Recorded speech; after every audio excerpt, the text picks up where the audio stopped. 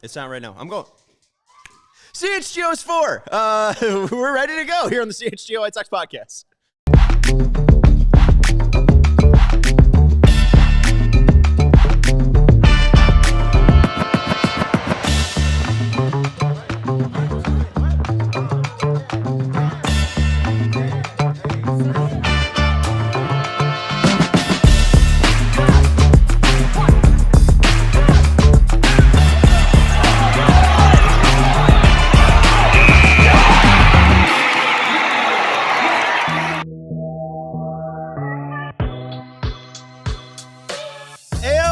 CHGO White Sox podcast coming to you live from Studio West, our CHGO offices here in downtown Chicago. I'm your host, Sean Anderson. Alongside me, Sarah Victor, my producer. Happy birthday. Happy birthday. Happy birthday. Isn't this awesome? Ooh, nothing beats the smell of silly string in the afternoon. That's what the previous shows were saying. Oh, it's so wet. Hopefully you weren't driving a car. And Ryan says, gotta love the abrupt start to the podcast. I don't think a CHGO podcast brings that much, excitement right away. Unless it's a CHGO Bull show. That's very true. Unless it's Big Dave screaming about Bulls win. Gotta shower us off. Welcome in to the CHGO White Sox podcast. Hopefully that wasn't too loud. Hopefully you weren't driving a car and veered off the road. Hopefully everyone is safe. We turned 4 today on March 4th, 2022. CHGO launched. We have been journeying on over the past 4 years. There have been a lot of ups. There's been a lot of downs. Obviously, there should be 2 people besides me that aren't, and I'm thinking of my 2 friends, Vinny and Herb, today. Thinking of Tony Gill, Kevin Kaduk, people that helped launch this and continue this. I saw Tony today. We currently have a pop-up going on with the store Leaders that is across the street. Leaders is over at 1152 West Madison, Chicago, Illinois. The free agent brand design these shirts. So we have this version, and then there is another version that Sarah's popping up on the screen of some youngins in the day. So we have some fun 2 designs. The youngins one is long sleeve. So if you do want to go support us and support other Chicagoans like Free Agent and Leaders, head over to the pop-up shop. And those are for limited editions and only at the store. So if you go tomorrow, there could be some supply left, but also if they're gone today, they're gone today. They're open until 7 p.m. So you got 2 more hours if you do want to head over. Hit that thumbs up button. Make sure you're subscribing to the CHGO Sports YouTube channel. We do also have a $34 diehard sale going on for our birthday. It is the lowest that we've ever gone for our annual pass. So if you do want to sign up today, become a diehard, you get exclusive access to our written content over at allchgo.com. There is specifically right now NFL draft write-ups. So if you are diving in, especially after the Drew Dahlman news or the possibility with DJ Moore leaving, then you can absolutely go check out the current draft coverage. Fran Duffrey and obviously like Adam Hogue of the CHGO Bears, Adam Johns as well, being able to give you that exclusive content. You can also join the CHGO Die Hard Discord if you want to chat with White Sox fans, Cubs fans, Bears fans, Bulls fans like yourself in the Die Hard. You could chat with me, other CHGO personalities as well. You get a shirt when you do sign up as well with that. So if you maybe not one of this shirts, I was going to say, quick reminder, St. Patty's Day is coming up, and we have just launched our St. Patty's ALLCITY merch. So that actually does include, if you wanted one of these for free, that includes with the membership offer we're doing today. And you're probably like, there's no way there's more to even push, right? We're 4 minutes into the show. There's not another thing that we could talk about. Oh, wait, we're going to Arizona tomorrow. Presented by our friends over at Shady Rays. Use code CHGOSR to get 40% off 2 pairs of polarized sunglasses.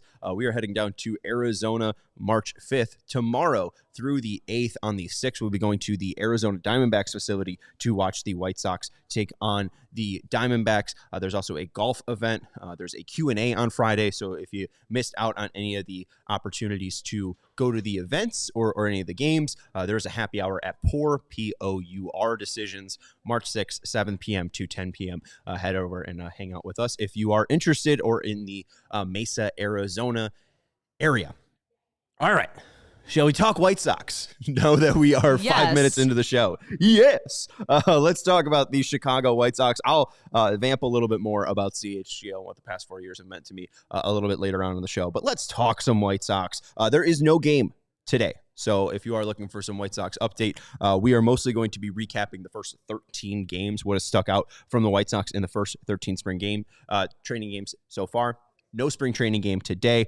Tomorrow, they will take on the Guardians at 7:05. You can expect Sean Burke and Eric Fetty to pitch 3 innings each tomorrow against Cleveland. And then on Friday, I will be there at Arizona at 2:10. Noah Schultz is going to pitch 3 innings. So that's real exciting. Not only is it going to be my first spring training game, but I get to watch the Noah Schultz in action. And I get to just watch on my phone the StatCast readings come in. And I'd be like, wow, amazing. Can't wait to see all 6 feet and 11 inches of Noah Schultz on the mound on Friday. But 3 whole innings for Noah Schultz as well. Hopefully, we could see some big inning numbers from Noah Schultz. I really don't care what the ERA is.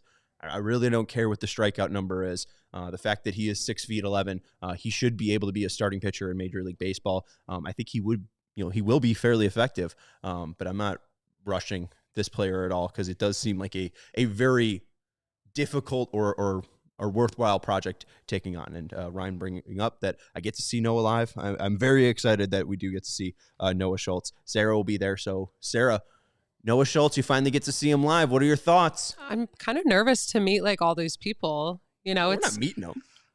Why not? Or not Noah Schultz. I'm sorry. I was looking at Noah Ryan's Schultz comment and then like put your question. I mixed that up. But I am excited. Yes.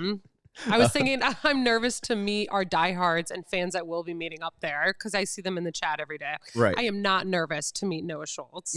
We'll get over it. It's we've been doing this for 4 years now, so that's really the only time that it feels more normal meeting people at those situations than like I was at a wedding on Saturday. Yeah, but Sean, you're more famous than I am. I'm not famous. So you're used to it. You think you're not famous, but you are. I'm front facing. I don't think that means I'm famous. Yeah. But still. Anyways. I'm definitely not famous. We get to see Noah Schultz pitch on Friday.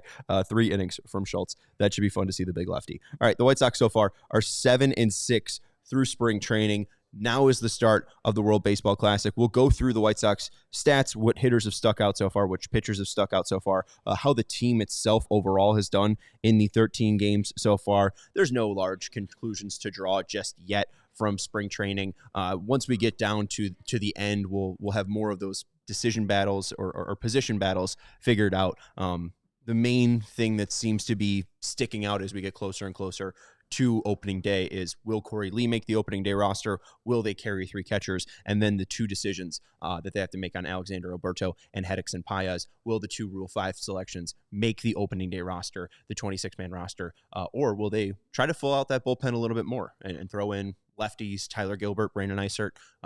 There's a decent amount of depth that they have that they could go in that might be more reliable than 2 guys that haven't pitched at the AA level or higher. Only at the A level. I never know how to phrase that properly. They've never pitched at AA or higher. It seems like a very, very tenuous journey that they are picking up. Anyways, the World Baseball Classic starts tonight. The White Sox are represented by Kyle Teel and Sam Antonacci on Team Italy. They are represented by Curtis Mead on Team Australia. They're represented by Munetaka Murakami on Team Japan. Seranthony Dominguez is representing the White Sox for Team the Dominican Republic. And then Alexei Ramirez is back at the age of 44 for Team Cuba. I am very, very excited to talk about Alexei. But what I really want to start with is first game tonight, 7 p.m., Australia versus Chinese Taipei. So Curtis Mead will be in that game. So if you are looking for some baseball that matters, World Baseball Classic tonight, 7 p.m., Chinese Taipei versus Australia. Teel and Antonacci on Team Italy. Their first game will be on March 7th against Brazil. And I do think diehard AJ, the baseball kid, is going to be there. So that one should be very fun. Jose Contreras' son is on the Team Brazil as well, along with Manny Ramirez's White Sox legend. His son is on Team Brazil as well. Munetaka Murakami on the 6th at 2 a.m. will take on Chinese Taipei. We will see Munetaka Murakami, and if he has less jitters, it seemed like he was fairly jittery in his first couple of games in the World Baseball Classic, batting behind Shohei Ohtani. I wonder if, the nerves aren't there for Munetaka, and he looks to attack. That should be a fun watch once I'm awake. Not watching at 2 a.m. Maybe I'll be brave and I can watch that first at bat, but that would be like 2:15. But then Seranthony Dominguez, their first game is going to be at 4 p.m. I did not write down the date. 4 p.m. on the 6th. So they're going to be taking on Nicaragua on the 6th in Miami. So the DR versus Nicaragua. Dusty Baker is the manager for Team Nicaragua. I do not know how to pronounce that country. That's brutal. That is really horrendous. I have a college education, and it does not show when pronouncing that country. And then Alexei Ramirez for Team Cuba, their first game will be against Panama at 8 a.m. on the 6th of March. They just played an exhibition against the Cincinnati Reds. They lost 19-2. 44-year, you can show the photo, 44-year-old, look at this beautiful man, 44-year-old Alexei Ramirez is playing left field for Team Cuba. 44-year-old Alexei Ramirez is playing left field for Team Cuba. I don't know who to talk about this with in my life. I need people like you in the chat to talk about this with in my life. I really don't know what to do because it doesn't matter. Alexei Ramirez is playing for Team Cuba for not that great reasons. Luis Robert Jr. explained on a Spanish baseball podcast, so I didn't understand any of it. I had the captions on his decision not to play for Team Cuba, but there is a fair amount of Cubans that are just choosing not to play for the Cuban Baseball Federation. Yoan Moncada did decide to make that choice and play for Team Cuba. He was a part of the first team of the World Baseball Classic in 2023. So he's trying to build off that success in 2026. I'm not going to act like I know the current relations between Major League Baseball players and the Cuban Baseball Federation. But it has led to this absurdity of Alexei Ramirez, again, playing left field at 44 years old. He struck out twice, and then he hit a ball 90 miles per hour into the dirt and grounded out. It's so odd to see a player that I think his last year in Major League Baseball was 2015, the first year of StatCast. It's crazy that 11 years into StatCast's life, Alexei Ramirez finally pops up. And now once all of this data has become very prevalent in baseball, it's been just so funny to see this. It's like Mike Tyson fighting Jake Paul. It's like Floyd Mayweather and Manny Pacquiao fighting in the Sphere. It's like Ronda Rousey and Gina Carano. Nobody asked for Alexei Ramirez to be in Team Cuba. The only people that care that he's playing are likely Cubans, and then people like me, people that were 8 when Alexei Ramirez was playing for the White Sox in 2008. People that have a white Alexei Ramirez jersey with a yellowed mustard stain right here. I am so amped to see him actually play. I hope he gets a true shot to play. I don't know why he would though. He's not playing shortstop, which he was decent at. At least he could play a major league level. He was average shortstop. Had a decent amount of pop. Sarah, if you want to flash the one graphic of that 89 stat. Again, this is just crazy. He hit a ball 90 miles per hour at 44. Didn't get any elevation with 7 feet, but hey, he hit a pitch that was 87 miles per hour. Good for Alexei Ramirez. He's back out there. Ryan in the chat saying, I hope one day when I'm 44, I can play for a team on the World Baseball Classic. Put your head down and work, Ryan. Shy Sox Anthony also saying Sox have come a long way. I remember when Dominic Fletcher was on Team Italy. Team Italy themselves has come a long way. Teel and Antonacci will be representing Team Italy. Again, their first game is on the 7th. We're getting close to a break, so we're going to take a break here on the CHGO White Sox podcast. We'll come back. We'll talk about Pool A, Pool B, Pool C, Pool D. I'll give you my prediction for the World Baseball Classic. We have Team Italy in Pool B. I do think that Sam Antonacci and Kyle Teel can make a decent amount of noise. We'll talk about it after the break here on CHGO White Sox podcast.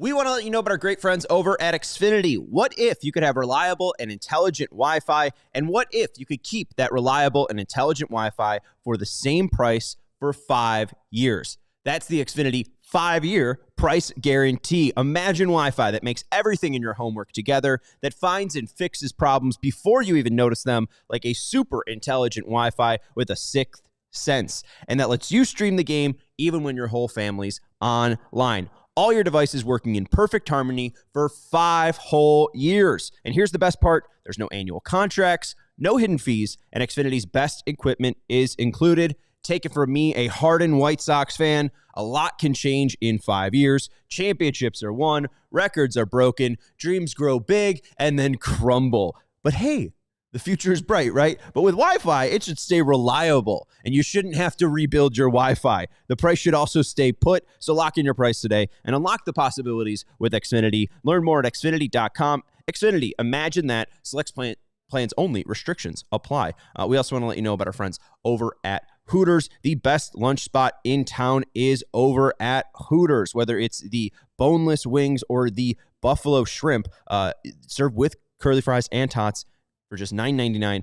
Spring specials over at Hooters. Spring into flavor over at Hooters with the deal of the season: 10 boneless wings or 10 buffalo shrimp with curly fries or tots for $9.99. And you can also check out the Big Fish Sandwich. It's perfectly seasoned tender cod that's grilled and blackened or hand-battered and fried. You can also enjoy a pound of succulent snow crabs served with warm drawn butter and fresh lemon. And to go with that, you got $6 legendary margaritas or cool specials on Dos Equis and Coors Light that come in 22-ounce Big Daddy mugs. And you can finish strong with Hooters funnel fries that are dusted to perfection served with rich chocolate dipping sauce. That's a fan favorite. You can hoop it up at Hooters from March 17th to the 31st. Basketball is better at Hooters. You can catch all the madness at one of our 11 Chicagoland locations. Check out originalhooters.com to find one near you. You can cheer on your favorite teams at any of the 11 Chicagoland Hooters locations. Shout out to the one in Oak Lawn. Check them out at originalhooters.com.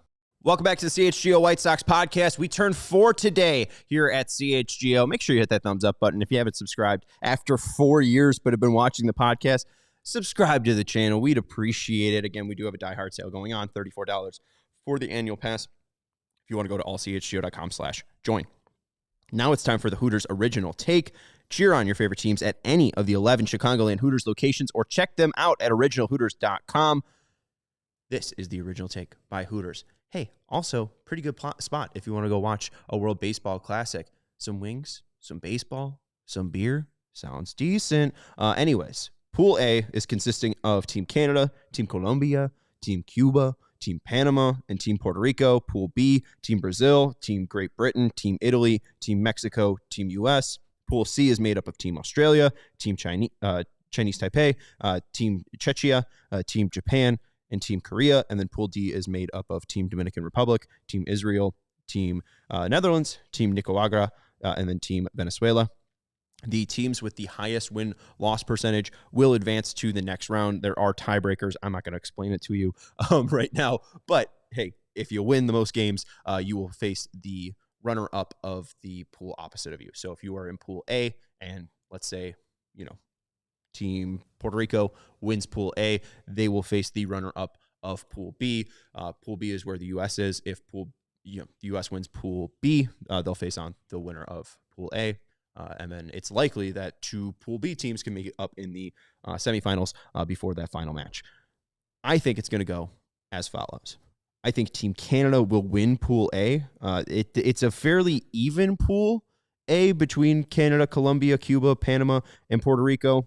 Puerto Rico suffered a fairly decent blow with Francisco Lindor not being able to play in the World Baseball Classic. Along with that, Javi Baez also not able to play in the World Baseball Classic. I do think Puerto Rico won't have as much life and talent as they typically do, and I think this might be a fairly disappointing year for Team Puerto Rico. I think Canada is fairly consistent. They don't have anyone that's like great, but they have like some just pretty much like average baseball players around the diamond, which I think is like, especially for the World Baseball Classic, like average major leaguers. That's a step up of NBP, KBO, etc.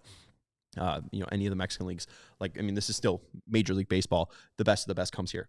So I do think that Canada will sneak out a win. I think that this is their kind of shot, especially being lined up with a weakened Puerto Rico. And then I think Panama's fairly consistent. They're fairly scrappy. I don't think Cuba, especially with the lack of star power, with the lack of participating players, I don't think Cuba's going to make that much noise. I don't know if Cuba will win a game, to be honest with you. I think Puerto Rico, maybe will win a game, but I think that they're going to get fairly flattened out. I think it's either going to come down to Panama or Colombia, and I'll take Panama. Panama was very close several times. They had shot after shot just last year, and I do think that this might be their opportunity to break on through. It's not a team that has great pitching, but they have just improved dramatically over the past decade. And again, they had shots to possibly sneak out some wins last year. I do think that this is going to be a team that gets a win for its country. So I'll take Canada and Panama advancing out of Pool A. Pool B, I will take Team USA to win the pool, and then Team Italy to be the runner-up. I think Sam Antonacci and Kyle Teel will actually do a decent amount of producing for this team. And especially when you look at the pitching, they have 5 decent major league arms. White Sox legend Dan Altavilla is there. Michael Lorenzen, who you likely remember from Kansas City, Cincinnati when he was pitching and hitting the outfield. Adam Ottavino with his nasty sweeper. And then Ron Marinaccio, technically also a White Sox legend. But the thing is, they have an ace. I think Aaron Nola is fairly underrated. I think Aaron Nola is a guy that, if he's healthy, can still have a great year. I just saw a stat that he's hitting like 93, and typically, or at least last year, he wasn't hitting 93 until May of last year. It seems like he is ready for this moment. It seems like he's healthy for this moment. And Aaron Nola, when he is on, is absolutely disgusting. I think Team Italy, with the pitching of Nola, Altavilla, Lorenzen, Ottavino, Marinaccio, I think that they're going to be fairly consistent. So I will take Team Italy. The infield's okay. I think Antonacci is going to get a lot of playing time. John Birdie is pretty much the guy that he has to beat out for playing time. I think he's better than Zach DeZenzo. I think he's better than Andrew Fisher. I think he's better than Giacomo Lasarini. I didn't know that person. He's definitely better than Miles Mastrobuoni, and he's better than Thomas Sagasi. I think Antonacci is going to get a fairly amount of play here. Pasquantino is like the best player on that infield. Teel will be the main catcher. I don't know about JG DiRazio, but Kyle Teel we know about. I think Teel, especially yesterday going yard against the Cubs, I think Teal's going to be the main starting catcher there. So I think you'll likely see Teel at catcher, Pasquantino at first. Birdie might play shortstop. Maybe Mastrobuoni would play third base, and I think that's going to leave Antonacci to play second base. He's been fantastic in spring training, and I think that with his speed, his ability to get on base, and then that pop that he has been able to show even in spring training, I think that he's going to get some run. And then in the outfield, I don't know who's going to play center field, if it's going to be Caglione, but I do obviously, if you've listened to this podcast over the past year, I wouldn't have mind either Connor Griffin or Jack Caglione as the 5th pick of the 2024 draft. Caglione's hit a ball 120 miles per hour exit velocity in spring training this year. Him and Dominic Canzone should be fun. Canzone was a Rule 5 pick, or I don't know if he was a Rule 5 pick. I think they traded him in the Eugenio Suarez deal. So he was a former Diamondback that gets traded to Seattle, but he was a possible Rule 5 pick. I think like 3 years ago or 4 years ago, and a guy that I wouldn't mind the White Sox picking up. But I think he's got a decent amount of pop, especially going up against some not 95 plus mile per hour fastballs, especially going up against Brazil, Britain, even Mexico. I think Canzone could do a pretty decent amount of damage. And their managers are fun. You got manager Francisco Cervelli. You got assistant hitting coach Jorge Posada. And who is Jorge Posada assistant to? Of course, Frank Minichino. F it. Let's hit 300. Why would near Hall of Famer Jorge Posada be the hitting coach for Team Italy when Frank Minichino's right there? So shout out to Team Italy. I think they're going to be fairly decent. Pool C, I'll take Japan and Chinese Taipei to advance, Japan to win that pool. And then in Pool D, and that's the pool of Australia, Chinese Taipei, Czechia, Japan, and Korea. I think Japan and Taipei will advance. Pool D, Dominican Republic, Israel, Netherlands, Nicaragua, and Venezuela. I think the DR and Venezuela advance. DR winning that pool.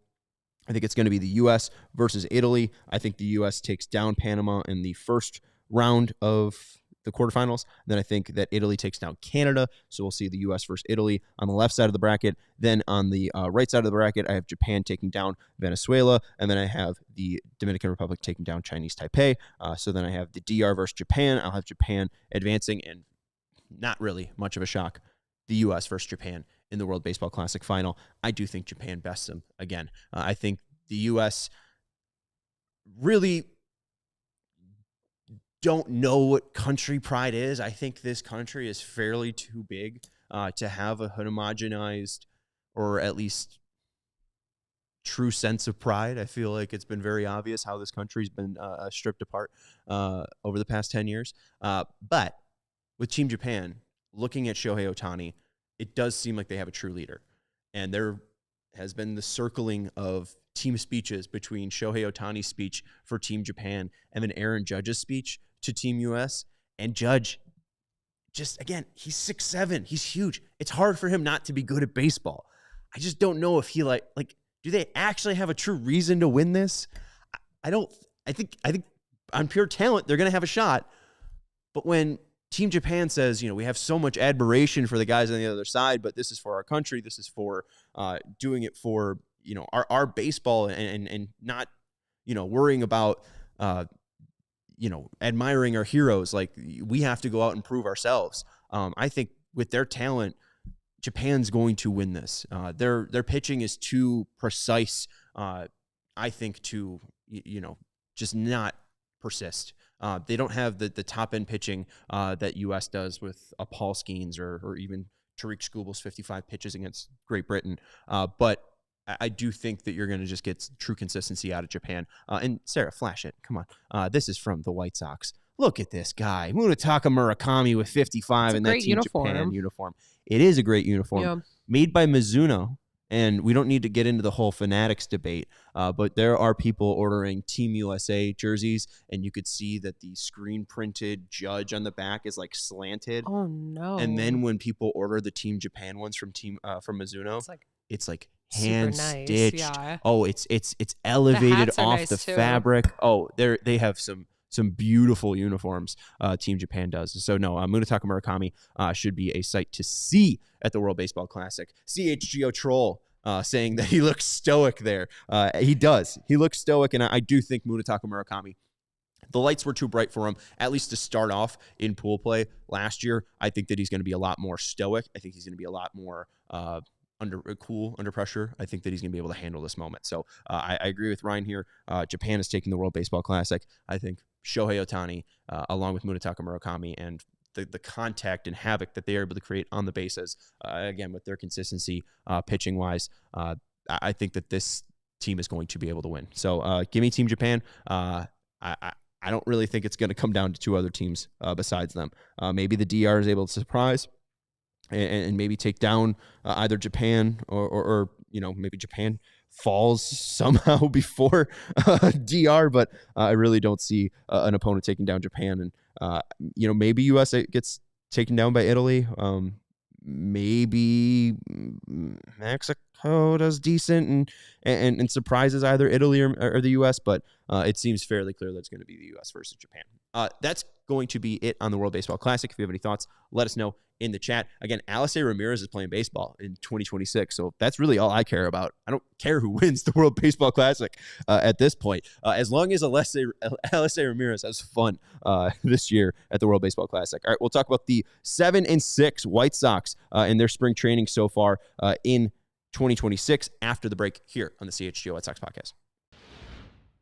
We want to let you know about our friends over at Huel. We are 3 months already into 2026, and that doesn't mean it's time to move away from your goals. Our friends over at Huel are perfect for maintaining what you've already built to start off 2026. Huel is a perfect solution for high-protein routine support, busy days, habit building, convenience, and control this year. If you're trying to hit macros for a certain workout regimen, Huel is there for you. Or if you're like me and maybe you're forgetful, you forget lunch, maybe it's not a day where it's your work's birthday and they're serving pizza, you have to rely on Huel. And they are absolutely fantastic to drink.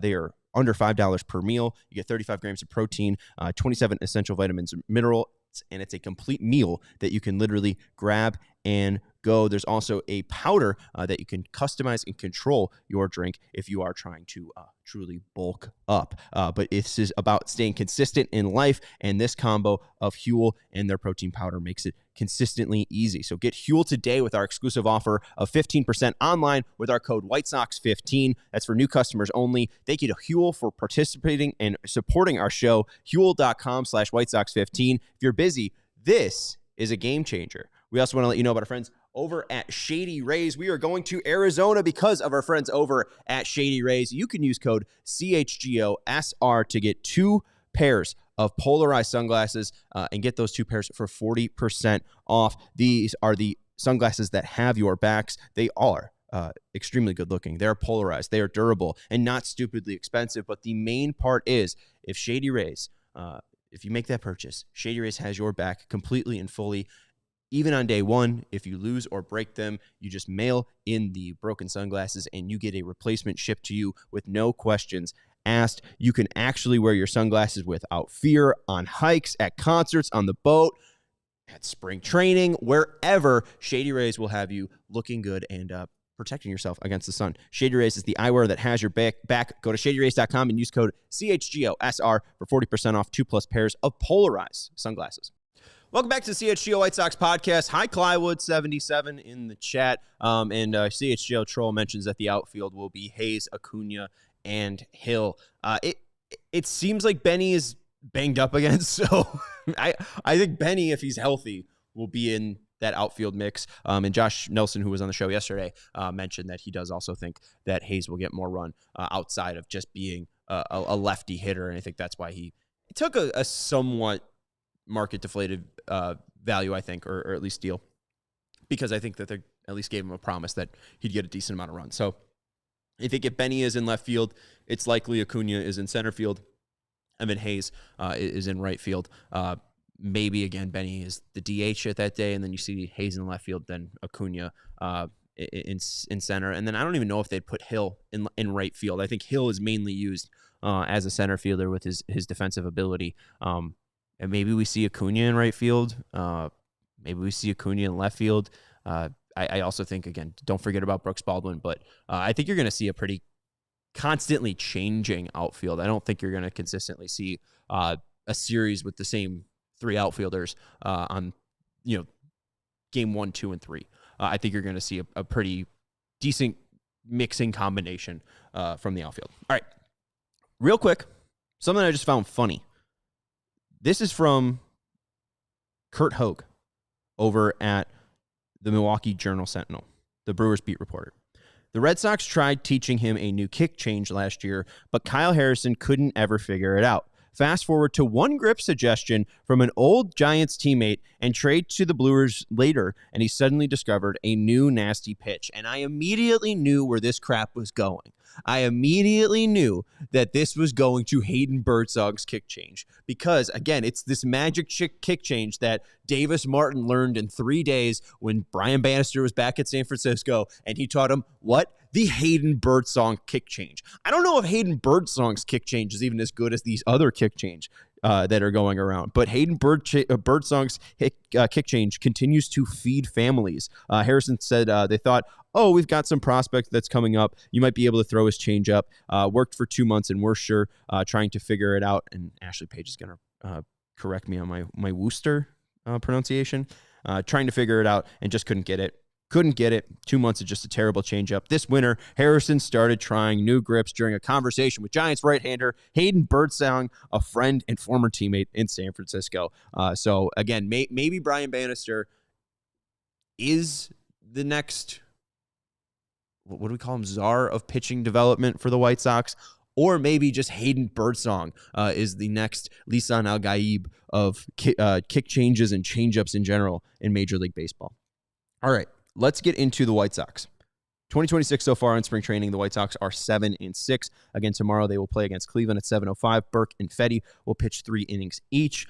On Friday, we will be going to that game against the Arizona Diamondbacks on Friday, 2:10 p.m. Noah Schultz will pitch 3 innings in that game. Standouts so far for the White Sox. Caro in 20 at-bats has 10 hits. Mercy.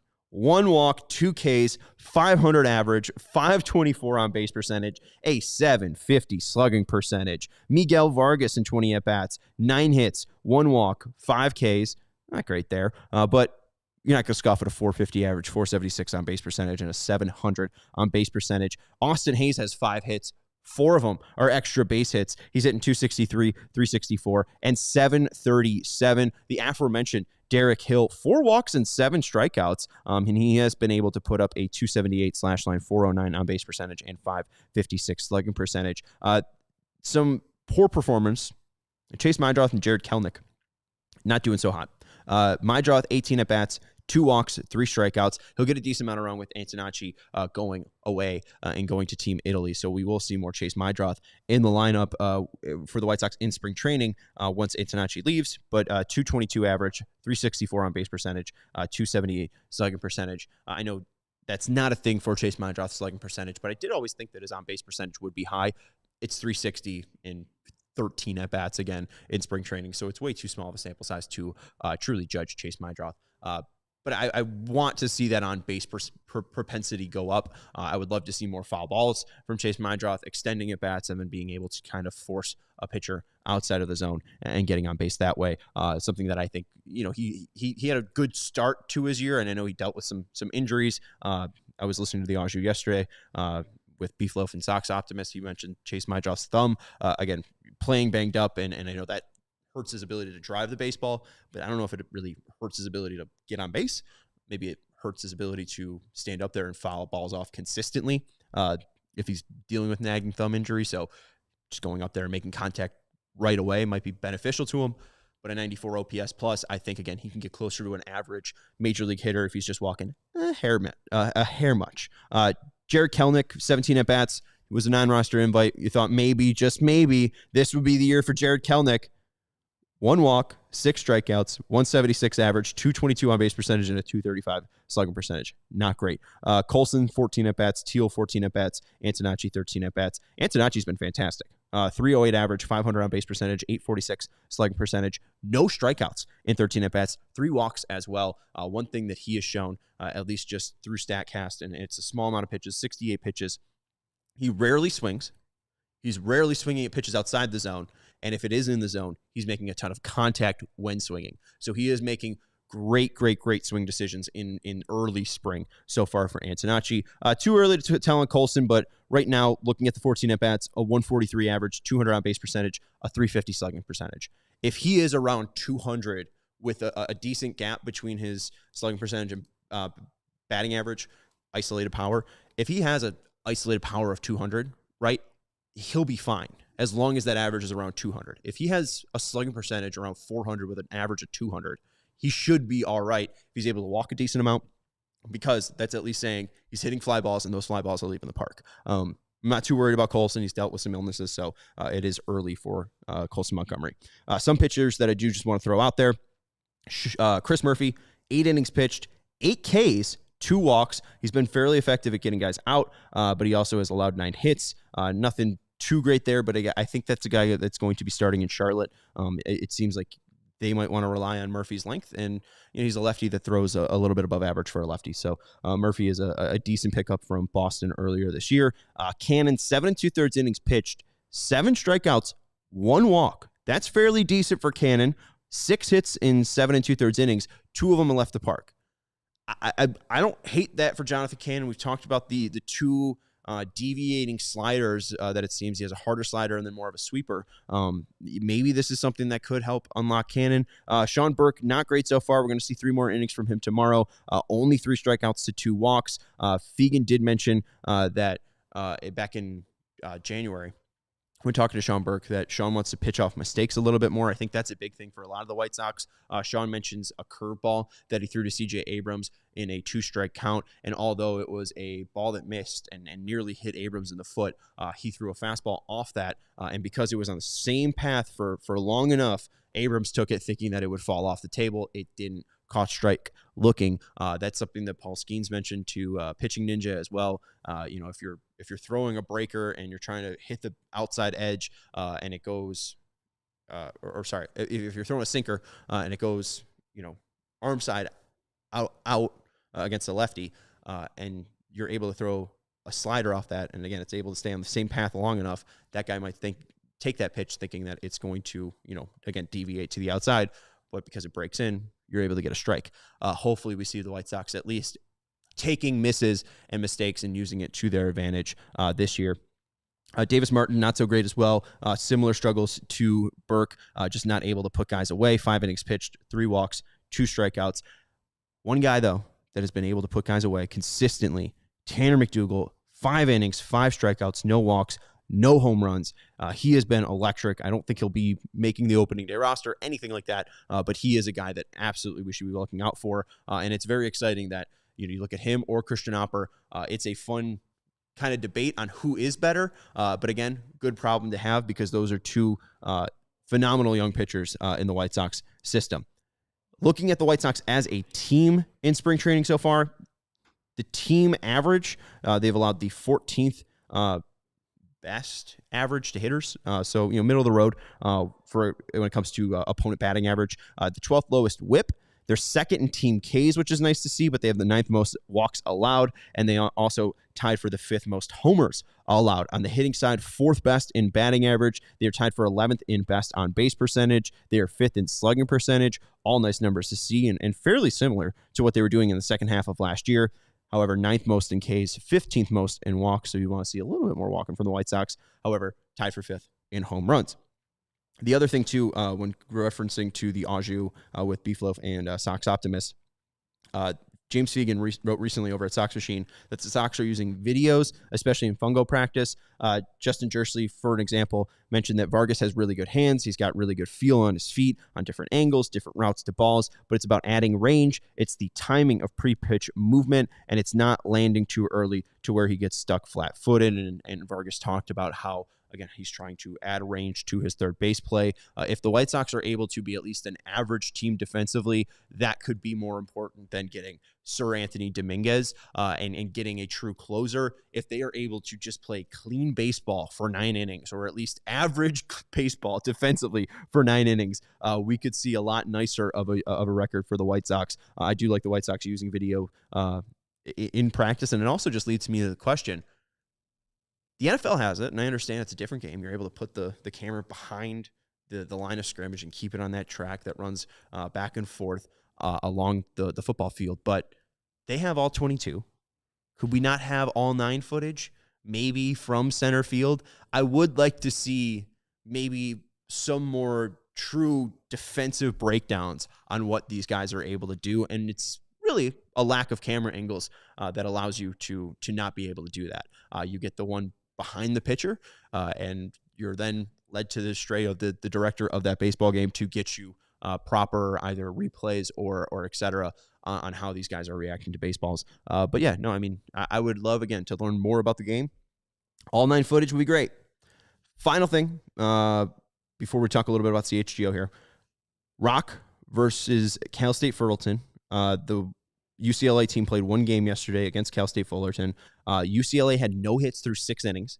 They end up getting a hit in the 7th, and through a wild pitch, sac fly, couple walks, they're able to score 3 runs and tie the game up with Cal State. Rock had a sac fly in the 7th and a walk in the 9th. UCLA ends up winning it in the 10th. But yeah, it was 3-0 in the 7th inning with no hits for UCLA with Rock at the plate. He was able to hit a sac fly and drive in a player. But yeah, no massive standouts or highlights from Rock Chalowski yesterday, but still a decent game from Chalowski overall. 2 more things. Hit the thumbs up button if you haven't already. Make sure you subscribe to the CHGO Sports YouTube channel. I don't feel like I need to comment on the Jason Benetti thing. I'm happy Jason Benetti is going to be on MLB on NBC. He's the now new play-by-play announcer for MLB on NBC. That should be fun. I'm excited to watch their broadcasts on Sunday nights. I don't know exactly who they're going to pair with them. I know Rizzo was tossed out, Votto and Kershaw. I'm not sure if that's for the main studio show. I don't know who will be his color analyst. But at the end of the day, I would equate the Jason Benetti situation to a stain. I have a couple of stains from my cat puking up a hairball right on my carpet. And if you have the green machine and you're there quick enough, you do a decent job and the stain is removed. But sometimes stains can't be removed. And if you're a homeowner, you just kind of get used to the stain. But if somebody walked in, they'd be like, oh, what happened? You know? Like, it's a very clear stain on the organization. Jason Benetti was not a bad play-by-play announcer. Jason Benetti did not need, deserve to leave the organization. He left the organization because the owner and because his crew around him did not like Jason's specific way of broadcasting. Along with that, I think Jason was very vocal about not being able to have an agent in those negotiations. The White Sox typically don't allow play-by-play announcers or broadcasters to have agents in those discussions. It's a stain because of Jerry. Jerry has caused a lot of stains. There's been a couple of times where he's busted out the green machine, like in 2005, and he's been able to save the franchise from a stain, right? But immediately after they win that World Series, what happens? Oh, Frank Thomas is released. He doesn't get a call from Jerry Reinsdorf. And then Ken Williams is calling, Frank Thomas a loudmouth that he doesn't know anything about White Sox business and just stay out of White Sox business. And saying this player, like the White Sox are not a clean and forthright organization. They have a lot of skeletons in their closet. They have a lot of stains on their carpet. And it's a fairly obvious one. You could not stand Jason. That's fine. The national major league broadcast is putting him on play-by-play. So while you may not be able to stand him, most of America enjoys Jason Benetti. So it's fine if you don't like him, TS 1964. It's fine if Jerry Reinsdorf doesn't like him. But it is true that it's a stain, at least down in the organization. I'm fine with it. I've gotten used to it. I don't care about the stain at this point. But again, with it being brought up, a fair amount of White Sox fans' emotions about it get brought up. And Jason being close, being a homered Flossmoor guy, I wouldn't care if he wasn't here in September, on Sundays, because like Adam Amin, he's got to call Fox on Sunday, or, college football on Saturday, whatever it is. I think Benetti was great. And it's not even a thing that it's Schriffen versus Benetti. I just like Benetti. And I miss him, and he shouldn't have left the way that he did. He should have had a long career with the White Sox, like Steve Stone has had, like Hawk Harrelson had, and he didn't, and it's what it is. Finally, again, we have a pop-up shop over at Leaders right now until 7 p.m. It's 1152 West Madison.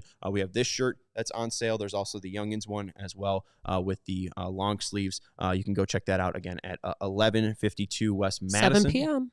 Until 7 p.m., limited editions. About an hour, 10 minutes. It's not on online exclusive. No. Right? You can't get it online. So go support our local store and the collab with Free Agent and CHGO. All right. 4 years of doing this job. I was just at a wedding recently, and I got to tell people what I do, and it is a true joy in my life that I get to do this job, that I get to work at this company, that I get to talk about the White Sox for a living, that I can pay my bills talking about the White Sox for a living. It is something that I am extremely happy is having the success that it had. There were a fair amount of people that when we launched March 4th, 2022, that thought it wouldn't last a year, that it wouldn't last two, and here we are on our fourth birthday. And it's largely because of people that are extremely diehardian, that are extremely passionate, and that care about the White Sox, Cubs, Blackhawks, Bears, Bulls, whatever it may be. Stars and Fire. Alex Campbell was doing a show here yesterday with his fire helmet on with the groundbreaking situation over at the 78. We all recognize the true get to of this. This is not a job that we have to do. This is a job that we get to do, and this is hopefully a job that I share my passion with you about the White Sox. I feel very passionate about this team. I love this White Sox team. I've made great memories throughout my life with this team, and it's great to continue to make memories, whether good or bad. Whether they're firing Rick Hahn and Ken Williams, whether Chris Getz has no idea if Luis Angel Acuna is, I was going to say junior, is a lefty or righty or switch hitter. For the highs and lows, we appreciate you for being here and creating moments with us. I also would feel remiss on not mentioning Herb Lawrence and Vinny Duber. For 3 years, I had two great professional people with me. And we were able to build a White Sox community here. A lot of you here are because of Herb and Vinny. Maybe you stuck on because you're just a diehard White Sox fan. Maybe if you learned to like me. But I would not be in this position if I didn't learn the immense amount that I did working with Vinny and Herb. So even the people that are not here, Ryan Herrera, Kevin Cada, Tony Gill, many other people that aren't here with us today. Thinking of you on this day, because it's been a long journey here at CHGO, and it's been a very fun journey with a decent amount of ups, decent amount of downs, and we get to celebrate today. And tomorrow's a first. It's 4 years in, but this is our first time going to spring training. So head over to @CHGO_White Sox. We'll have some coverage there. We might be uploading some shorts on our YouTube on our YouTube channel. And also, we do have a happy hour over at Poor Decisions. So if you're in the Mesa, Arizona area on March 6 to 7 to 10 p.m., head over to Poor Decisions. And you can hang out with the CHGO crew. Bulls crew will be there. Cubs crew will be there. And I will be there as well. Appreciate everyone hanging out with us. CHGO Troll, Shy Sox Anthony, Dan Van Buren, Dirty Van Buren. Appreciate Ryan as well. And all the diehards as well. That community where I'm able to chat with Melissa, Ashley, I'm blanking on names. AJ the baseball kid. I think NIC. There's a ton of people in there that we get to hang out with on a daily basis. Jared as well. CWS. There's also Jared Willis. That's more of a coworker thing rather than a diehard thing. Now I'm confusing it. Anyways, appreciate you hanging out with us. Thank you for being with us for the past 4 years here at CHGO. Thank you to Sarah for producing so many shows over the past 4 years. We will see you next week, and stay tuned to our coverage as we will be in Arizona this weekend. Noah Schultz pitches on Friday, and we will be there in Mesa. We will talk to you soon. Goodbye. We all silly like the mayor.